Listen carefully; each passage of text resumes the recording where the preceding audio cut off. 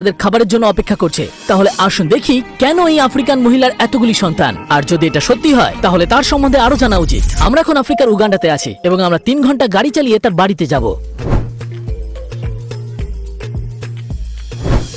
আমরা তার বাড়ির কাছাকাছি চলে এসেছি। একটু থামতে হবে কিছু খাবার কেনার জন্য। 44 জন মানে তো অনেক মানুষ, তাই তাদের জন্য আমাদের অনেক ভেবেচিন্তে বুঝে শুনে বাজার করতে হবে।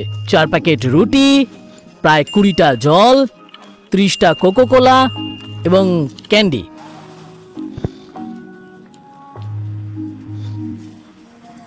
ঠিক আছে, আমাদের কাছে সবকিছু আছে। মাই গড, চলো যাওয়া যাক। দেখতেই পাচ্ছেন তারা রাস্তায় আমাদের খাবার অফার করতে করতে বিরক্ত করে ফেলেছিল। সেখানে কমপক্ষে 30 জন লোক ছিল এবং তারা কিভাবে জোর করছিল দেখুন একবার।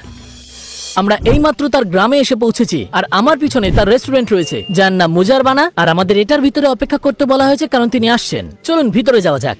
এতগুলো বাচ্চা সামলে তিনি এই রেস্টুরেন্টে চালান, এটা অবাক করার বিষয়। এত সময় উনি পান কোথা থেকে?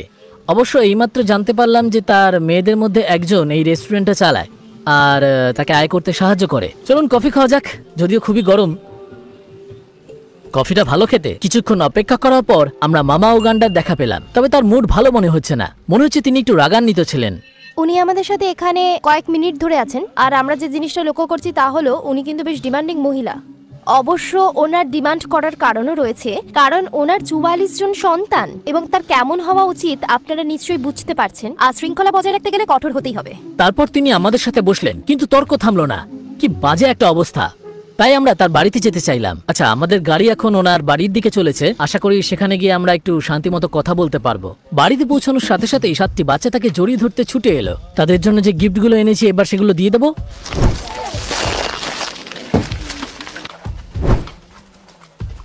এরা সবাই কিন্তু ওনার সন্তান। তারা এক বিশাল বড় বাড়ির ভেতরে আমাদেরকে আমন্ত্রণ জানালেন।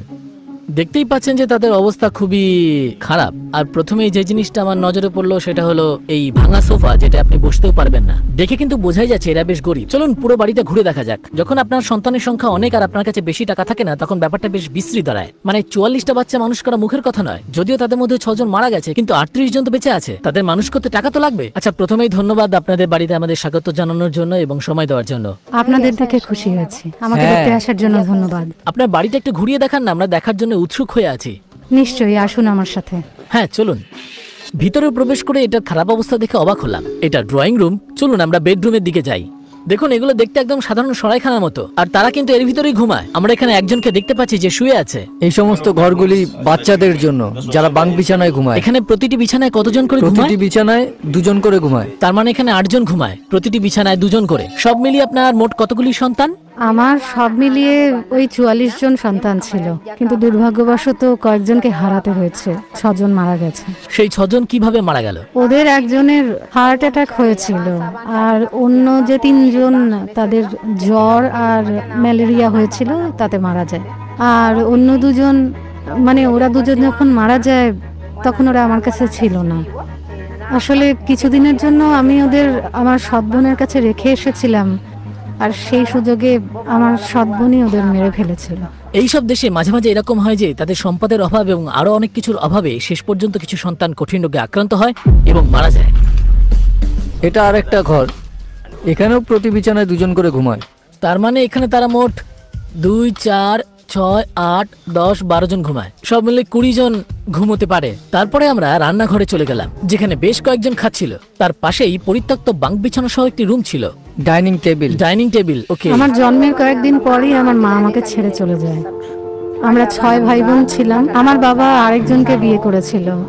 আমার সৎ মাই আমার বাকি ভাই বোনদের খাবারে ভাঙা কাঁচ মিশিয়ে ওদেরকে মেরে ফেলেছিল। শুধু আমি বেঁচে গেছিলাম। আমার 12 বছর বয়সে ওরা আমাকে একটা লোকের কাছে বিক্রি করে দেয়। বাপরে, সেই ব্যক্তি তাকে গর্ভবতী করে দেয় এবং 13 বছর বয়সেই তার প্রথম 3টি সন্তান হয়েছিল। মানে তার ইচ্ছার বিরুদ্ধে 44টি সন্তান হয়েছিল। এখানে আফ্রিকায় আপনার যত বেশি সন্তান আছে, আপনার তত বেশি সামাজিক মর্যাদা আছে। এটা একটি অস্তিত্ব রক্ষার সংগ্রাম। আমার 12 বছর বয়সে যার সাথে আমাকে বিয়ে দেওয়া হয়, তার আরো অনেক বউ ছিল। এর 1 বছর পর, ওই যখন ধরুন 13 বছর বয়স, তখনই আমি প্রথমবার মা হয়েছিলাম। এদের সবার বাবা কি একজনই? হ্যাঁ, ওরা সবাই একজনেরই সন্তান। প্রথমে একসঙ্গে 3 জনের জন্ম দিই, তারপর যমজ, তারপর একসাথে 4 জন, আর শেষের দিকে এরকমই 3-4 জন একসাথে করেই হয়েছে। মারিয়ামের একটি জেনেটিক অবস্থা আছে যাকে বলা হয় হাইপার ওভুলেশন, যা প্রতিটি গর্ভাবস্থায় তার একাধিক সন্তান হওয়ার সম্ভাবনাকে ব্যাপকভাবে বাড়িয়ে দেয়। একজন ডাক্তার তাকে বলেছিলেন যে এটি একটি গুরুতর সমস্যা এবং তার ডিম্বাণু কমানোর জন্য তাকে জন্ম দিয়ে যেতে হবে। তার মোট 15 বার গর্ভধারণ হয়েছিল এবং এই সমস্যার কারণে তিনি আজ বিশ্বের সবচেয়ে উর্বর মহিলা হয়েছিল এবং এই সমস্যার কারণে তিনি আজ বিশ্বের সবচেয়ে উর্বর মহিলা। ওনার আরো 3টে বাচ্চা এই ঘরেই থাকে। এখানে আরো 3 জন ঘুমায়।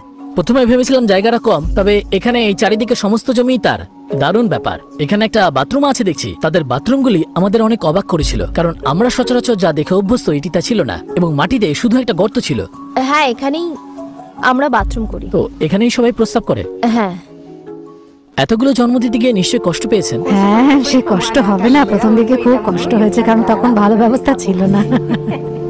আমার প্রথম দিকের ছেলেমেয়েরা বাড়িতেই হয়েছে, কারণ আমার তো তখন টাকা পয়সা ছিল না।